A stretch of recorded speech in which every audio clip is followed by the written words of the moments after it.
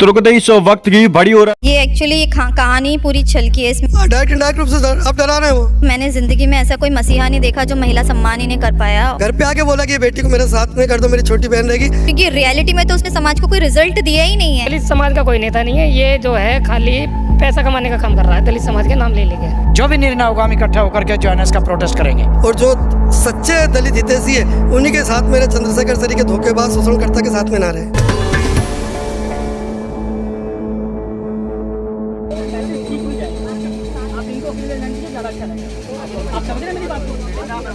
कौन सही है और कौन गलत है, कौन समाज का हितैषी है और कौन समाज। आज से कुछ महीने पहले इंटरनेट पर कुछ बातें निकल के आना शुरू होती हैं, जिसमें नगीना से सांसद चंद्रशेखर रावण आजाद, जो अपने आप को कहना चाहते हैं, पहले रावण नाम चलता था उनका, उनके विरुद्ध एक महिला के द्वारा कुछ ऐसे आरोप लगाए जाते हैं जो सामान्य तौर पर भारतीय राजनीति की आदर्श परिस्थितियों में किसी लोग जो जनता का रिप्रेजेंटेटिव होता है उसके ऊपर शोभा नहीं देते हैं। यौन शोषण के आरोप होते हैं, मानसिक शोषण के आरोप होते हैं। डॉक्टर रोहिणी के द्वारा वो आरोप लगाए जाते हैं। आज हमारे साथ वही डॉक्टर रोहिणी है। मैम, सबसे पहले तो बहुत बहुत इसके लिए आपको एक तरह से कहें कि आपने बहुत करेज दिखाया इस चीज़ को बाहर लाना और इस पर बात करना। एक इतने बड़े आज जो हो चुके हैं राजनेता, उनके विरुद्ध इस चीज़ को आपने उठाया। आज आप दिल्ली में हैं, स्विट्जरलैंड से आप आई हैं, और मैं समझना चाहता हूं कि कहां से इस पूरे घटनाक्रम की शुरुआत हुई थी, आपकी बातचीत कैसे शुरू हुई थी और किस तरह से ये एक धोखे का मामला बनता गया जो अंततः शोषण बन गया। ये देखिए, बहुजन आंदोलन के लिए कहानी 2021 से शुरू हुई थी, जिसका कई बार मैं वर्णन कर चुकी हूँ, अपने लोगों के बीच में बता चुकी हूँ, मीडिया के सामने भी बता चुकी हूँ। हाँ, मैं आज क्यों आई हूँ, मैं ये ज़रूर बताना चाहूँगी कि मुझे खुद इंडिया आकर आज FIR के लिए यहाँ पर आना पड़ा, क्योंकि यहाँ पर आकर ही फेस टू फेस मेरा बयान भी लिया गया। अंदर मैंने अपनी सारी चीज़ें ACP सर और SHO सर सभी के सामने अपनी बात कही और लीगल प्रोसेस जारी है। अभी 5 बजे तक हम लोग यहीं थाने में रुके हुए हैं और पूरी उम्मीद है कि आज के आज में FIR रजिस्टर होगी। चंद्रशेखर या उनके जो समर्थक हैं, जो उनके भक्त हैं, एक तरह से उन तमाम लोगों की तरफ से उनको एक सामाजिक न्याय का मसीहा के तौर पर, एक नए मसीहा के तौर पर प्रेजेंट किया जाता है। आप एक महिला हैं जो पीड़ित हैं, उनकी एक तरह से विक्टिम है। आप किस तरह से देखती हैं चंद्रशेखर को? देख ले, ऐसा मैंने ज़िंदगी में ऐसा कोई मसीहा नहीं देखा जो महिला सम्मान ही नहीं कर पाया, और उस व्यक्ति के ऊपर जो दाग लगा है वो महिला उत्पीड़न का लगा है। तो जो इंसान महिला उत्पीड़न करता है वो महिला सम्मान कैसे कर सकता है? ये तो कहीं ना कहीं झूठ है। बहुजन आंदोलन की वजह से आपने बताया कि उनसे जुड़ना हुआ और आपने उनकी हर तरह से मदद करी, आर्थिक, सामाजिक, तमाम कनेक्शंस, और आप चूंकि यूनाइटेड नेशंस में बोल चुकी हैं, आप दुनिया घूम चुकी हैं, उनको दुनिया आपने एक तरह से दिखाई। उसके बाद क्यों उन्होंने आपके साथ एक ऐसा संबंध स्थापित करा जिसमें आगे चल के छल देना था उनको? क्या समझती हैं इस चीज़?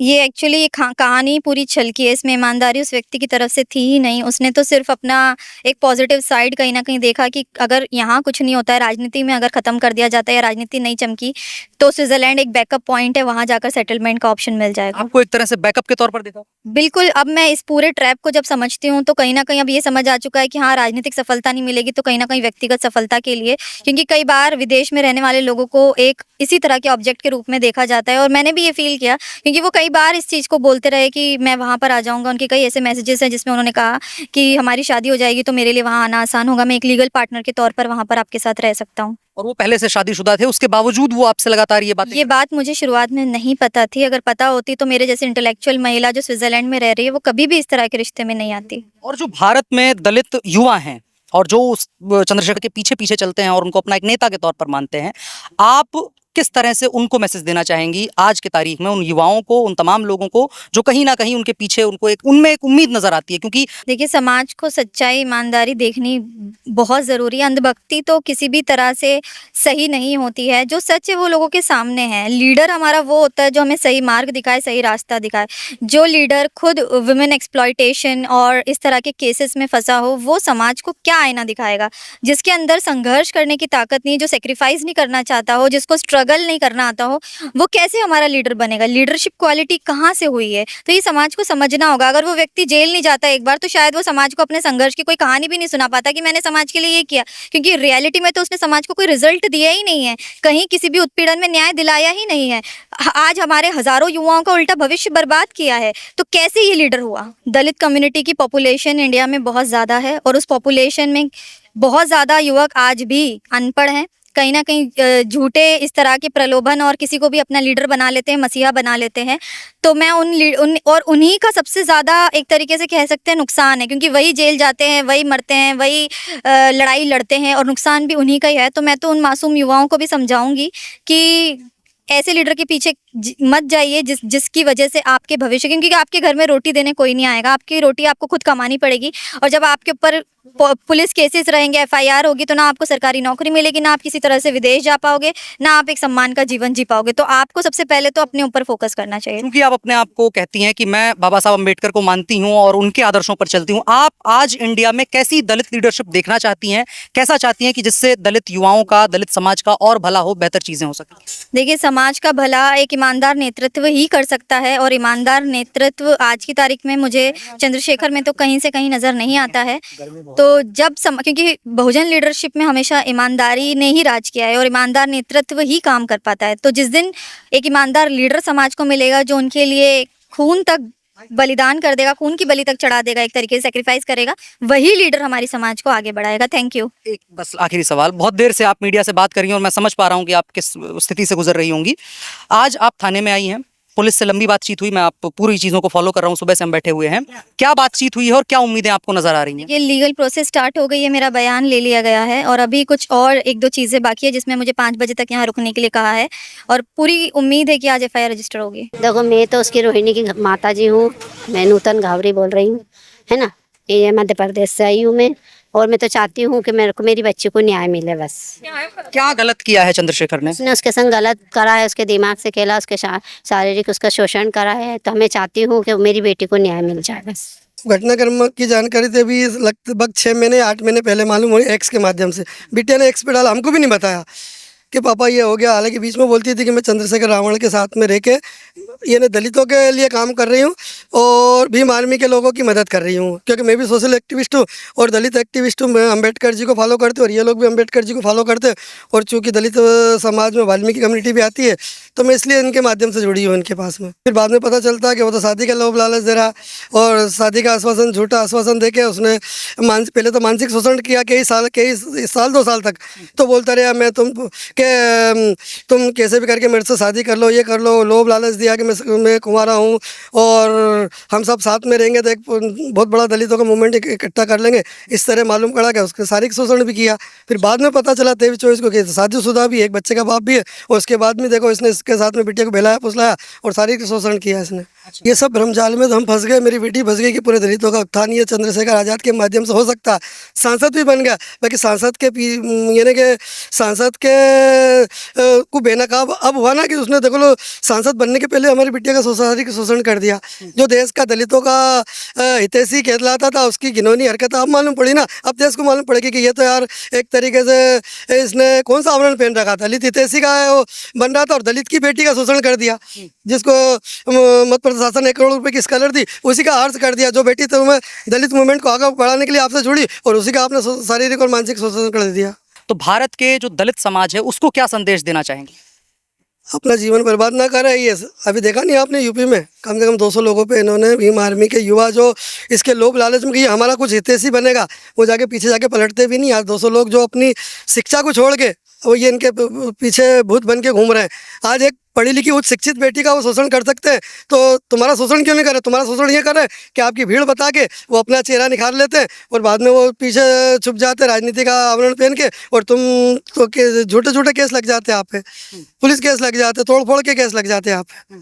क्या इस केस के होने के बाद चंद्रशेखर ने धमकी देने की कोशिश करी, डराने की कोशिश करी? डायरेक्ट इनडायरेक्ट रूप से आप डरा रहे हैं। वो कब लग रहा है ना उनको क्या अब वो ये बिटिया इतना बड़ा उनके खिलाफ एक्शन लेने जा रही है। नहीं तो पहले तो बोलता था ये भी मेरी बहन है, ये भी मेरी बहन है और आप मेरे पिताश्री हो। मेरे घर पे आए, घर पे आके बोला कि ये बेटी को मेरे साथ में कर दो, मेरी छोटी बहन रहेगी, इसके साथ में हम दलित मूवमेंट को आगे बढ़ाएंगे। मालूम पड़ा उसी का उसने शोषण कर दिया। आपके घर पर चंद्रशेखर आया हुआ? घर पे आया, हमने खाना भी खिलाया उनको और बोला कि ये बेटी को हमारे साथ में कर दो, तुम ये बेटी हमारे साथ में रहेगी तो दलित मूवमेंट आगे ले जाएंगे, हम बहुत आगे ले जाएंगे। बहन मायावती का सपनों यानी उससे बड़ा नेता बना दूंगा इनको, कि उनसे ज्यादा उच्च शिक्षित है।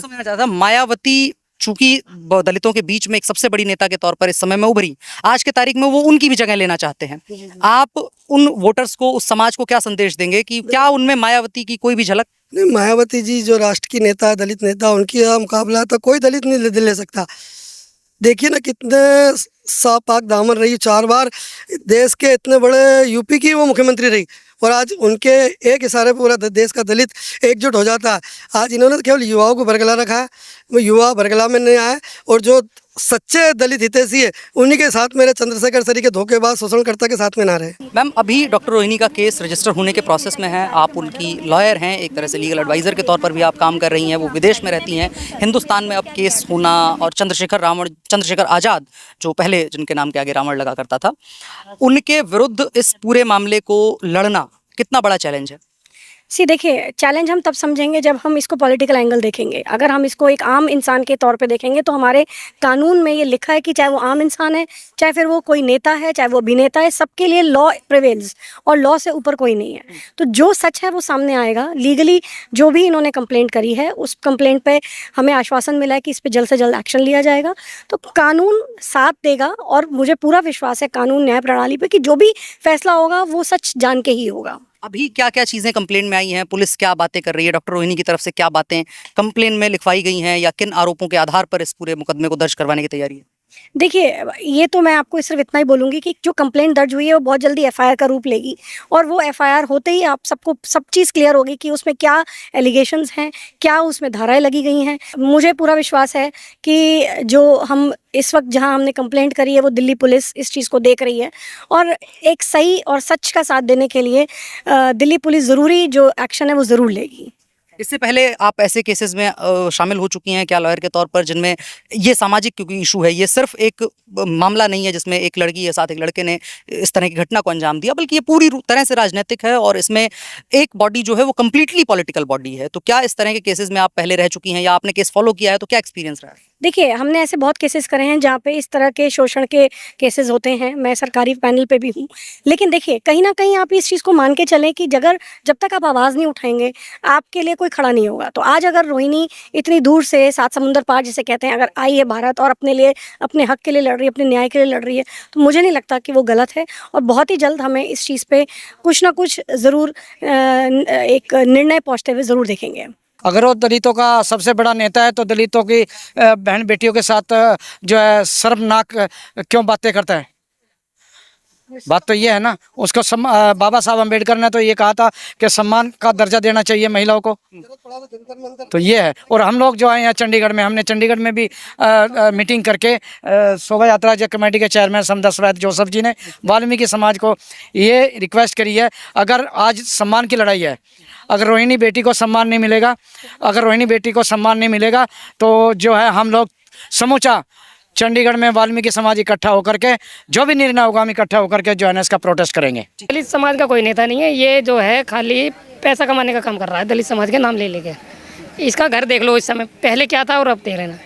ये पहले डीजे बजाने का काम करता था, डीजे जो साउंड होता है शादी ब्याह में, साउंड बजाने का काम करता था, और आज इसकी स्थिति देख लो। ये बड़ी बड़ी गाड़ी, महंगी गाड़ी में चलता है, फॉर्च्यूनर में चलता है, वाई श्रेणी की सुरक्षा लेके चलता है। कहाँ डीजे बजाने वाला तो आदमी। ये क्या करता है, जैसे कि मान के चलो हम यहाँ खड़े हैं थाने में, हमारा कोई व्यक्ति कोई मर गया, ये क्या करेगा, चुपके से जाएगा वहाँ जाकर शोर मचाएगा, इसे मारो पीटो पथराव उतराव करा के भाग जाएगा। इसका ये काम होता है। और फंसा कौन? परिवार का पीड़ित, परिवार के लोगों भी मुकदमा लग जाता है। वो कहते न्याय मांगने, उल्टा नहीं। जानकारी कैसी लगी हमें कमेंट करके ज़रूर बताएं।